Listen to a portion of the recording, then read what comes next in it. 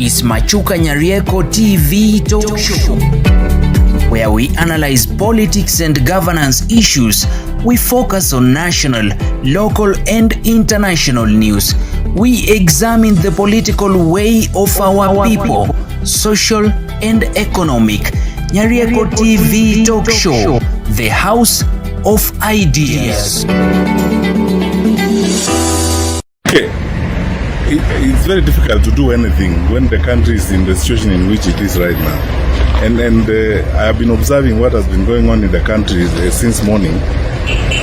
Like many of us who are interested in what's happening in the country.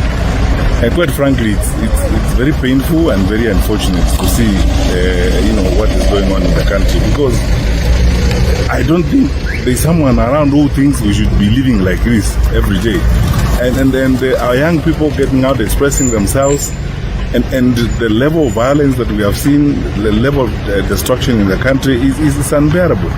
And we cannot pretend that there are no issues. And this has nothing to do with politics. Whatever side of the political divide you belong to, these issues need to be addressed. I keep asking this question: how many lives are we going to lose before we start listening and reasoning with each other? Because what is being asked here really is attention, and then to ensure that we work in an inclusive manner to address the challenges that we face. And we cannot pretend that the challenges don't exist, and then we live as if those who are raising questions, or those who are on the streets, like our young active Kenyans, are just doing it for any other reasons except trying to address the real issues that they deal with on a day-to-day basis. So for me and many of us, really, it's a very, very sad day and very painful. If we were a little more open and more focused in addressing some of these issues, we should not have gotten here this year. Because when this happened last year, there are promises that were made that were never fulfilled. Personally, I've been thinking, actually, and maybe I'll speak about this some more when I get out and start having conversations with people. We needed an open public inquiry on some of these things, and on all things that are being raised, whether it's about unaccounted for deaths and so on. We need an open public inquiry on these matters so that issues can be resolved and can be addressed effectively and conclusively. We cannot go on like this, because the question you ask yourself every day is: how many more lives are we going to lose before we start listening and reasoning with each other? And what else needs to happen before we get to a point where we forget about whether it's politics or whatever the issues are, and focus really on the questions that we are being asked at this particular time? Why must it be that when people ask questions, they are met with either a different attitude, or they are met with violence and so on and so forth? Yet they are basically asking questions, and they're not saying things that are alien to us. They're saying that things that we know and we ought to relate to in an effective manner.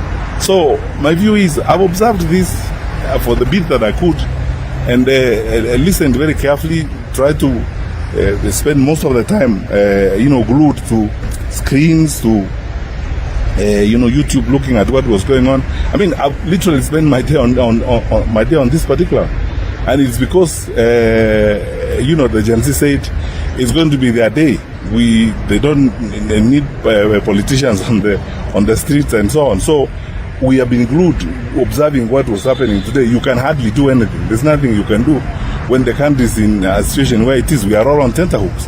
We don't know what is going to happen. And the level of destruction and violence we have seen across the country, honestly, what is it going to take for us to listen?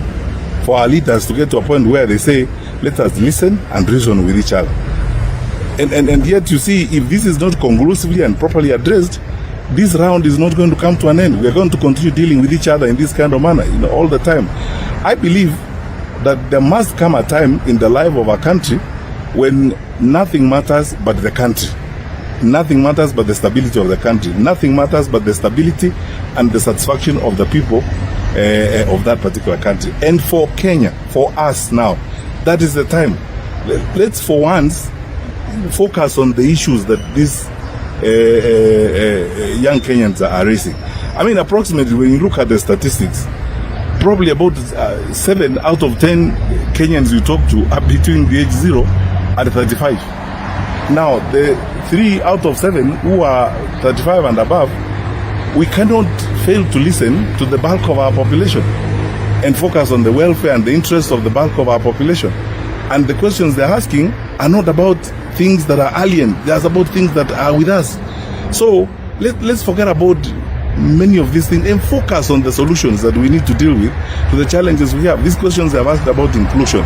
The questions have asked about, what needs to be done in employment, how to handle, education. Because most of these frustrations, it's true, as some parent was telling me, some of our children are genuinely traumatized. If you have been in university for 2 years or 3 years, you cannot do an exam because you don't have money and so on. What do we expect them to do? If you have been in school, you are facing, a stage exam and you need to move to the next level. Now you don't know, whether capitation has come or not. You don't know what is going to be done. What is expected of us? Most of our young people are genuinely traumatized, and this is the result of that. So we can't pretend that all is fine and dandy, and therefore we shouldn't even be raising this issue in the first place, or we start ascribing them to other things. Oh, it's politics, it's so and so. This is why I always say, let us not spend time criticizing, pointing fingers and hurling insults. Let's focus on the issues that we have at hand. That's what we need to do. Thank you.